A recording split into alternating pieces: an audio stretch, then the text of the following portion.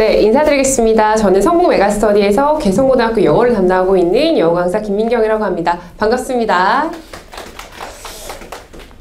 네, 오늘 사실 이제 제가 오늘 설명의 마지막 순서다 보니까 좀 많이 지치실 수 있을 것 같은데요. 오늘 어머님들께서 저희 학원까지 이제 귀한 발걸음 해주신 만큼 짧은 시간이지만 좋은 정보 받아가실 수 있었으면 좋겠습니다. 네, 일단 이제 제가 개성고등학교 영어를 담당하고 있기 때문에 저에 대해서 좀 간략하게 소개를 드리도록 하겠습니다. 저는 현재 개성고등학교와 성신여고를 담당을 하고 있고요.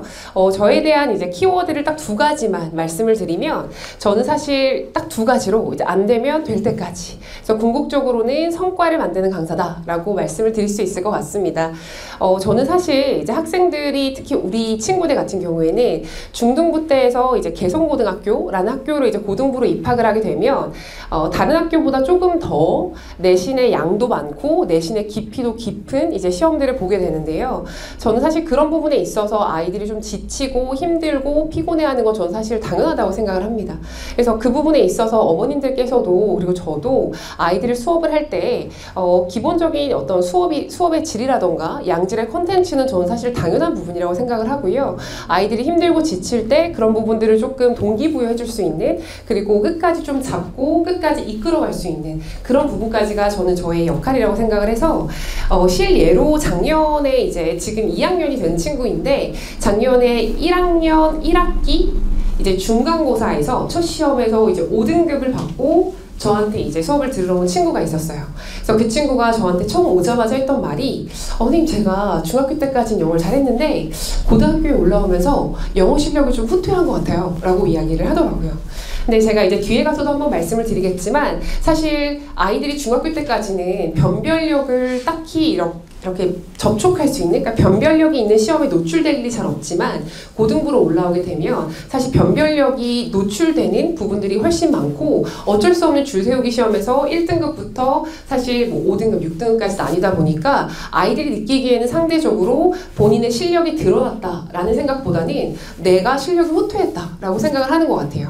물론 제가 이제 그 친구에게 너의 실력이 드러난 거야 라고 이야기를 하진 않았지만, 그 친구한테 한 가지 했던 말은, 선생님이 지금 변형 문제 만드는 거, 선생님이 너희들한테 어휘 시험 보는 거, 그런 부분들만 꼼꼼하게 잡고 가면 무조건 오를 수 있어 라고 이야기를 했었고, 물론 이제 중간에 친구가 저랑 같이 수업하면서 힘들다고 울기도 하고 많이 지쳐하기도 했었지만, 저는 사실 학생들을 수업할 때에는 가장 중요하게 생각하는 부분이 아이들이 힘들 때 저는 좀 이렇게 우쭈쭈하면서 좀 같이 데려가는 편이거든요. 그래서 그 친구가 궁극적으로 작년이죠. 이제 1학기 지나고 2학기 기말고사에 서술형 한 문제가 간신히 맞아서 2등급이 나왔습니다. 그래서 사실 그 친구가 저한테 했던 말 중에 좀 감동했던 포인트가, 선생님 저 이제 어떻게 해야 될지 알 것 같아요 라고 이야기를 하더라고요.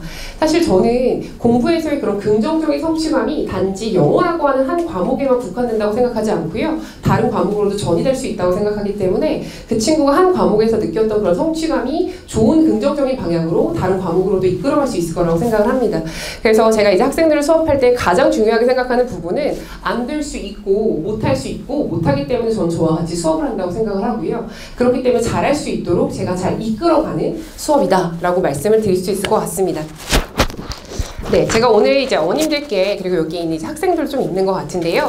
크게 세 부분으로 나누어서 말씀을 드리도록 하겠습니다.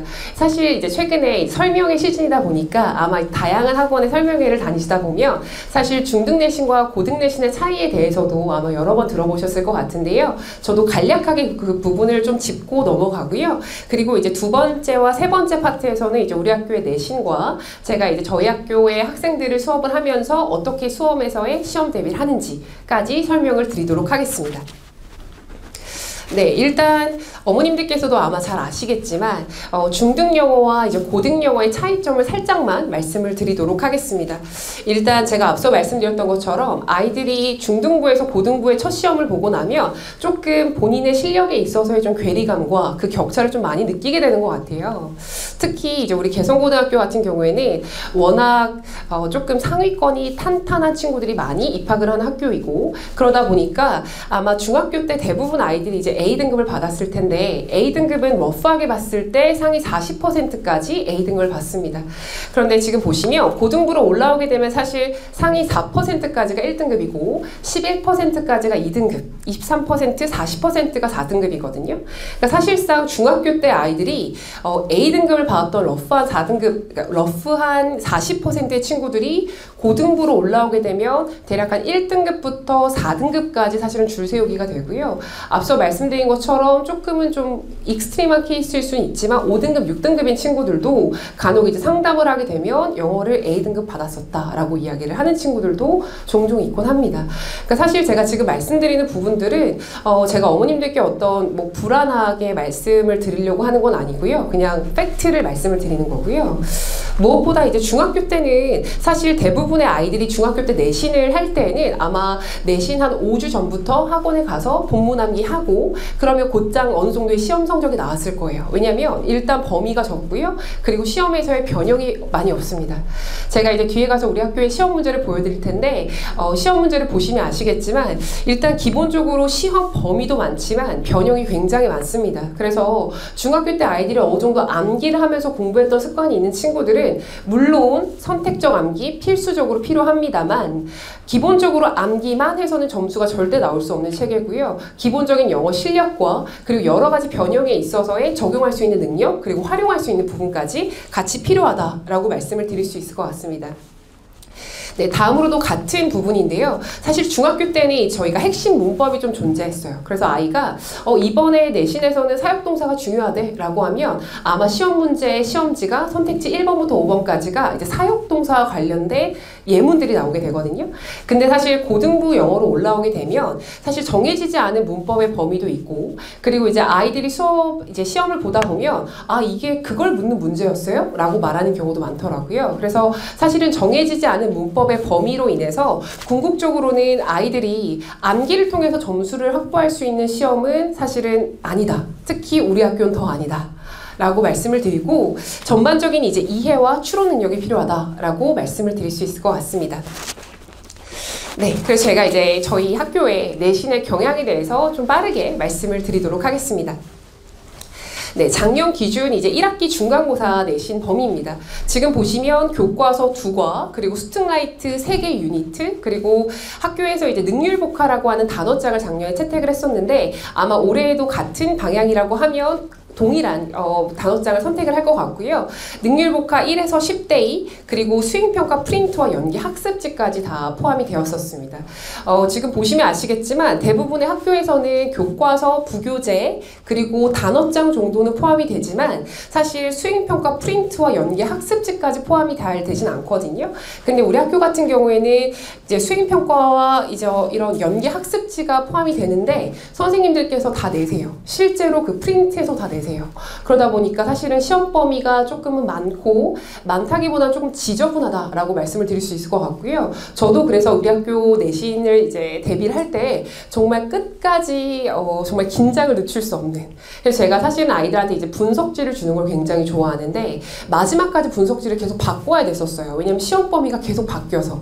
그래서 사실은 그런 부분들이 있긴 하지만 사실 보시면 아시겠지만 저희 아이들이 기본적으로 내신 범위에 있어서 엄청나게 많은 양이라고 좀 생각할 수 있을 것 같아요. 무엇보다 어휘가 조금 많고요. 그리고 어휘에서도 실제로 문제를 굉장히 많이 내시고 있기 때문에 지금 저희 학교의 시험 범위는 대략 한 4개 정도로 들어간다라고 말씀을 드릴 수 있을 것 같습니다. 네, 그래서 저희 학교에 이제 시험에 있어서 전반적인 기조를 좀 보여드리면 일단 객관식 24문항, 서술형 4문항, 총 28문항이 시험 문제로 들어가고요. 제가 뒤에서 어머님들께도 시험 문제를 몇 개 가지고 왔는데 일단 영어 선택지가 굉장히 길어요. 그래서 시험 문제 개수 자체가 적은 것 같지만 아이들이 일관되게 하는 이야기는 선생님 서술형 풀 시간이 없었어요. 이런 얘기 굉장히 많이 하거든요. 그래서 기본적으로 영어 선택지를 굉장히 빠르고 정확하게 읽을 수 있는 능력이 필요하고요. 무엇보다 이 선생님들께서 지문의 변형을 굉장히 많이 하시고 그래서 아이들이 예를 들어서 교과서에서의 문제가 나오면 내가 교과서 배운 거니까 그냥 선택지만 읽고 풀어야지 라고 하지만 실제로 그 안에서 내용 변형을 굉장히 많이 해주세요. 그래서 예를 들어서 그 남자가 본문에서는 버스를 타고 갔었는데 지문을 나중에 봤더니 버스를 안 타고 택시를 타고 갔다거나 그런 식으로 약간의 변형을 많이 해주시고 집을 갔다고 내신 이제 범위에 있었는데 집을 안 갔다거나 그런 내용 변형을 굉장히 많이 하시기 때문에 사실은 예측하면서 읽고 예측을 한 바탕으로 선택지만 보고 읽었을 경우에는 반드시 틀릴 수 있도록 그래서 아이들이 선택지뿐만 아니라 지문까지 꼼꼼하게 읽고 해석해서 선택지를 찍을 수 있도록 그렇게 기출문제가 출제가 되고 있고요. 지금 4번 보시면 사실상 이제 서술형 문제가 킬러 문항으로 출제가 되고 있는데 제가 뒤에 가서 이제 서술형 문제의 이제 조건과 다양한 부분을 보여드릴 텐데 사실은 아이들이 가장 많이 힘들어하는 부분이 서술형 문제고요. 그 부분에서 변별이 될 수 있다라고 말씀을 드리겠습니다. 네, 제가 여기 지금 개성고 내신 미리 보기라고 대략적으로 좀 가지고 와봤는데요. 지금 보시면 아시겠지만 작년 이제 1학년 2학기 중간고사고요. 지금 1번부터 5번까지의 선택지를 보시면 person A부터 person E까지의 이제 예시를 들어주고 있어요. 지금 보시면 아시겠지만 이 글 안에 있는 지금 여기 지문 나와 있는 지문은 아이들 내신 대비 때 내신 대비를 한 지문이에요. 예를 들어서 아이가 이제 중학교 때 방식으로 이 지문들을 다 외웠다라고 해도 사실상 여기에서의 이 예시에 해당하는 사람을 읽지 못하면 즉 person A부터 person E까지의 이 해당하는 예시를 읽어내지 못하면 아이가 이 지문을 외운 게 아무 소용이 없습니다. 제가 앞서서 말씀드렸던 것처럼 사실은 영어 지문의 길이가 굉장히 길고 그리고 이 사례를 하나하나 다 읽을 수 있도록 선생님들께서 좀 활용할 수 있는 능력을 많이 내시는 편이고요. 그래서 제가 뒤에 가서도 한 번 더 설명드리겠지만 저는 이제 저희 학교 내신 대비할 때 저도 이런 식으로 선택지를 1번부터 5번까지 영어를 다 만들어요. 그래서 이런 식으로 굉장히 많이 대비를 하다 보니까 아이들이 어느 정도는 이런 영어 선택지에 적응이 돼서 빠르게 읽을 수 있더라고요. 그런데 이런 부분에 있어서 대비가 전혀 안 된 친구들 같은 경우에는 열심히 내신 대비해서 본문을 외워서 갔는데 이렇게 할 수 있는 그런 시험이다 라고 말씀을 드리고요. 지금 제가 뒤에도 또 하나의 이제 시험 문제를 가지고 와봤는데 지금 보시면 아시겠지만 선생님들께서 영어 선택지를 굉장히 길게 내시는 걸 좋아합니다. 그래서 제가 앞서 말씀드렸던 것처럼 우리 학교 시험 같은 경우에는 객관식 문제에서도 아이들이 기본적으로 영어의 읽기에 있어서 빠르고 정확한 영어 읽기가 되지 않으면 사실은 내신 본문을 아무리 유창하게 암기했다고 해도 정작 선택지를 읽지 못하는 경우에는 전혀 시험에서의 점수 확보가 어렵다라고 말씀을 드릴 수 있을 것 같습니다. 네, 제가 그 다음으로는 약간 이제 서술형 문제도 가지고 와봤는데요. 제가 이제 뭐 풀 거는 아니지만 지금 보시면 시험 문제가 있고 지금 여기에 디렉션이라고 해서 조건이 있거든요. 지금 조건을 보시면 1번부터 8번까지의 조건으로 주어져 있어요. 그래서 아까 전에 이제 서술형 문제에서 서술형에서 결국엔 킬러고 서술형에서 변별이 된다라고 말씀을 드렸는데 지금 보시면 아시겠지만 서술형에서의 조건이 굉장히 까다로워요. 그러니까 사실 대부분의 이제 고등부에서 서술형을 내시는 선생님들께서도 아마 다 비슷하게 내시는 편인데요. 선생님들이 이제 아이들의 수백 명의 아이들의 답지를 이제 채점을 해야 되고 서술형 문제에서는 가장 채점하기 편한 구조가 일관되게 하나의 문장으로만 나왔을 때 그러니까 사실은 아이들이 같은 문장이라고 해도 여러 방식으로 영어를 표현할 수 있는데 그런 부분에 있어서 모든 부분에 다 가능성을 놓게 되면 선생님들이 채점하시기가 너무 힘드시겠죠. 그러다 보니까 한 가지 답을 정해두시고 반드시 이 답으로만 아이들이 쓸 수 있도록 그래야 사실은 채점하기도 편하고 변별력이 있기 때문에 그렇게 출제를 하시다 보면 지금 보시는 것처럼 조건이 굉장히 까다롭게 나옵니다. 그래서 이 조건에서 하나라도 틀리면 틀리게끔 그래서 이런 부분들이 지금 앞서 말씀드렸다시피 빠른 시간 동안 이루어져야 돼요. 그러니까 이게 뭐 10분 잡고 풀라고 하면 이 한 문제 10분 동안 할 수 있겠지만 지금 정해진 시험 시간 안에서 앞서 보여드렸던 객관식 문제 같은 경우에도 절대 쉽지가 않거든요. 그래서 그런 부분들에서 시간을 최대한 절약하면서 서술형에서 그나마 시간을 좀 쓰면서 이 조건들을 꼼꼼하게 다 지켰는지 마지막에 더블 체크할 수 있는 시간까지 필요하다라고 말씀을 드리고요. 제가 이제 여러 가지의 서술형 문제를 가지고 와봤는데 전반적으로 다 같은 기조로 서술형 문제가 출제가 되고 있습니다. 네, 그래서 이제 마지막으로 제가 이제 제 수업에서의 우리 아이들을 수업하는 내신 전략을 좀 말씀을 드리도록 하겠습니다. 네, 일단 가장 먼저 가장 기본에 충실해야겠죠. 그래서 저희 학교 아이들의 이제 내신 범위에 해당하는 교과서, 모의고사 같은 경우에는 일단 완벽하게 분석하고 정리하고 수업을 하고요. 그리고 두 번째 보시면 다양한 변형 문제를 통한 꼼꼼하고 완벽한 대비다라고 말씀을 드리는데, 저는 일단 저희 반 친구들에게 주간지라고 하는 부분이 이제 항상 숙제로 나갑니다. 지금 여기 밑에 보시면 내신 대비 전용 주간지라고 적혀 있어요. 저는 내신 때 저희 반 아이들이 저와 이제 일주일에 2번을 만나게 될 텐데, 2번을 오기 전후로 이제 일간지처럼 저를 만나기 전까지 대략 뭐 4일 정도가 있다라고 하면, 예를 들어서 수요일 날에서 토요일 날로 넘어갈 때는 이제 이틀에 3일 정도밖에 간격이 없지만, 토요일에서 그 다음 주 수요일까지 좀 간격이 있잖아요. 그럼 저는 그때까지 이제 아이들이 해올 수 있는 1차별로 나누어 놓은 주간지를 줍니다. 그래서 이 주간지라고 하는 건 아이들이 하루 동안 풀 수 있는 내신 문제들을, 변형 문제들을 같이 담고 있어요. 그래서 아마 대충은 예상을 하시겠지만, 아이들이 전반적으로 이제 일간지나 주간지를 주면 사실은 거의 저와 수업 듣기 전에, 직전에 막 부랴부랴 풀려는 경향이 있는데, 내신 대비 같은 경우에는 저는 사실 주간지의 양이 절대 저와 수업 듣기 하루 직전에 풀 수 있는 양이 아니고요. 사실 그때그때 조금씩 대비하면서 가져가야 할 수 있는, 그때그때 하지 않으면 절대 안 되는 그런 양으로 주고 있습니다. 그래서 제가 이렇게 말씀을 드리면 간혹 이제 어머님들께서 영어만 하는 게 아닌데 너무 다른 과목에 방해되는 거 아니에요? 라고 걱정하시는 분들이 계신데, 절대 다른 과목에 크게 압도되지 않을 정도의 양이고요. 대신에 절대 바로 직전날에 할 수 있는 양도 아니다 라고 말씀을 드리고요.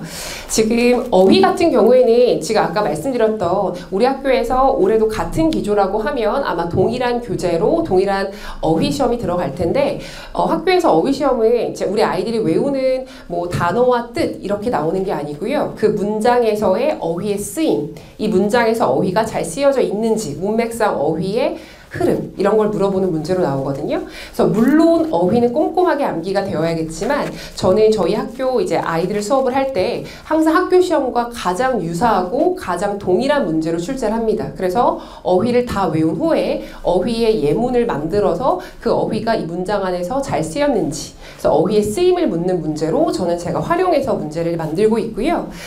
가장 마지막 부분 보시면 제가 앞서 말씀드렸던 서술형 대비를 위해서는 사실 어느 정도의 선택적 암기는 필요합니다만, 그런 부분들을 활용할 수 있도록 앞서 이제 제가 보여드린 학교 시험과 가장 유사한 문제로 제가 직접 문제를 만들어서 대비를 하고 있습니다.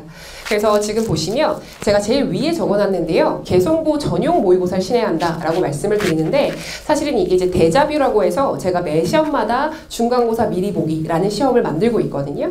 저 아이들이 이제 수업을 할 때 일주일에 한 번은 저와 지금까지 배웠던 내용들을 수업에서 진행한 진도까지가 항상 학교 시험 기출문제와 가장 유사하게 모든 문제를 제가 직접 만들어서 시험을 봅니다.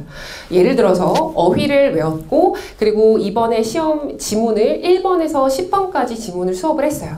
그리고 그 다음 시간에 11번에서 20번까지 지문을 수업을 했으면, 이제 우리 아이들이 시험을 볼 지문은 1번부터 20번까지의 지문이 시험 범위에 저에게 포함이 되는 거예요. 그래서 아이들이 1번부터 20번까지의 지문을 지금 여기 개성고등학교 모의고사라고 해서 학교 시험의 유형과 가장 동일하게 문제를 풀어서 계속 이제 훈련을 하게 되는 거죠. 물론 이 문제 안에는 아이들이 이제 어려워할 수 있는 서술형도 물론 추가가 되고요. 그래서 그 아이들이 이제 내신을 진행을 하면 할수록, 특히 이제 우리 학교 같은 경우에도 내신 범위가 적지 않다 보니까 아이들이 가장 큰 딜레마가, 예를 들어서 교과서를 수업하다가 부교재로 넘어갔을 때 교과서를 다 까먹어요. 그런데 제 수업을 듣는 친구들은 교과서를 수업하다 넘어가면 교과서를 까먹을 수가 없어요. 왜냐면 매주마다 리뷰 테스트를 볼 때, 지금 저희 개성고등학교 전용 모의고사에서 교과서를 수업하고 모의고사를 넘어가도 모의고사에 계속, 그러니까 저희 그 개성고등학교 시험 문제에 계속 제가 일괄적으로 교과서의 내신을 계속 넣어서 계속 문제를 계속 내요. 나중에 이제 아이들이 선생님 교과서 문제 너무 지겨워요, 그만 내세요 라고 할 정도로 교과서의 그 범위가 계속 누적돼서 시험 문제 출제가 됩니다. 그래서 제가 어머님들께 한 가지 확신드릴 수 있는 부분은, 지금 저희 아이들 같은 경우에는 시험 범위의 지문이 체화될 수 있도록, 즉 저와 시험이 계속 진도가 나가도 누적돼서 시험 문제를 제가 계속 변형해서 만들고요. 그래서 추후에는 사실 학교 시험 문제보다 제 시험이 조금 더 많아요. 그러니까 학교의 시험은 앞서 말씀드린 것처럼 한 28문제인데 제 시험은 제가 이제 시험 범위가 진행될수록 계속 문제를 만들어서 누적 복습을 시키기 때문에 아이들이 나중에 돼서는 한 50문제까지도 풀거든요.